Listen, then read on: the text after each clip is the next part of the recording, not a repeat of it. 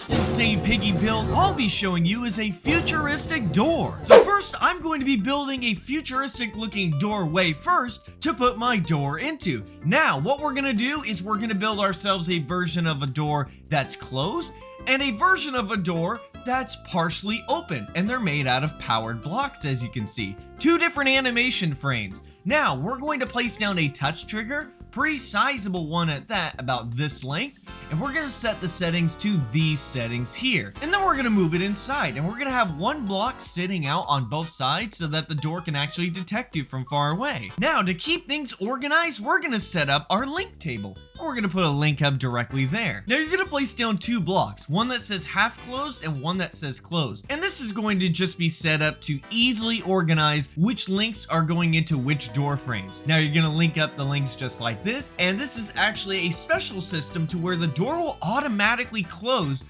when no one's around and when people leave the door alone. So you're going to continue setting these up. These are, of course, flipper circuits, which when they're powered, they will turn on, and after a certain amount of time, they will turn off. The flipper circuit is that little thing back there. It basically consists of a timer, a XOR gate, and a link hub, and you're going to be linking them directly like this. And you'll see that some of them go into the half closed section. Now, you're going to make sure that all the timers are set to basically whatever you want, but keep them a short time, like 0.3 seconds. Now for the easiest part, the closed door link hub goes over to the closed door animation frame, and the half door goes over to the half door stuff. Now we're gonna go ahead and link up our touch trigger directly over to the beginning starting link hub. And now, as you can see, the door frames play in the exact order we want, and they close when we walk away from the touch trigger. Now we're gonna move these directly inside of place. We're gonna make sure that all of our animation frames from all versions of the door are in the same exact spot. Now let's give our futuristic door a futuristic sound effect, huh? Use that ID, and we're gonna be connecting two different links actually directly to the same exact sound block. And as you can see, it works! And if you change it to these settings, you can actually have trader NPCs use these. Number 2 on the list is a cool decoration, a live fish tank. The first part of this process is basically making your very own fish tank.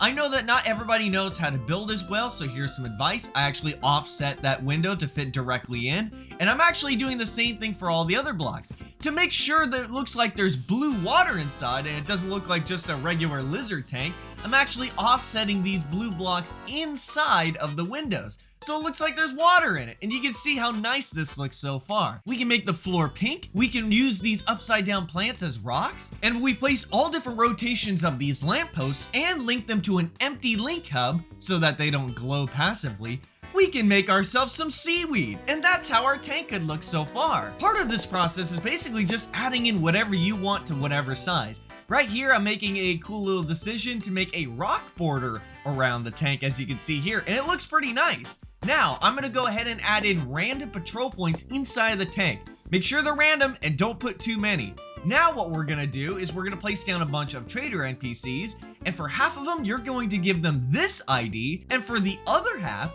you're going to give them this ID. Now, what we're gonna do is we're gonna place all the trader NPCs in random spots, and they should look like this. Now, we're going to make sure we retexture the water blocks inside to be, well, water textured. And to make sure the fish don't swim too fast, we'll use a slow block. And there you have your fish tank. And now you got the coolest decoration in the game to show off to your friends. Number 3 is groundbreaking, moving magic sparkles. So wherever you want this effect, you're gonna wanna make sure it's a high up area. And as you can see here for this path, it's empty. And to offset this, I placed a thin block on top of a slab. And as you can see here, the entire road itself is sticking up just a little bit. And go ahead and place a touch trigger on top of the player spawn and use these settings. Now, if you build it like the way I'm showing you, I'm basically building a path underneath our rock path. Now, I'm gonna be building a separate chamber to hold our NPC. And this NPC has sparkles on it. Pretty cool. And now we're basically just preparing the NPC for the teleportation process. So I'm using all these links, and the 3 gates I'm about to show you right about now is basically a buffer, which prevents the game from teleporting you instead of the NPC.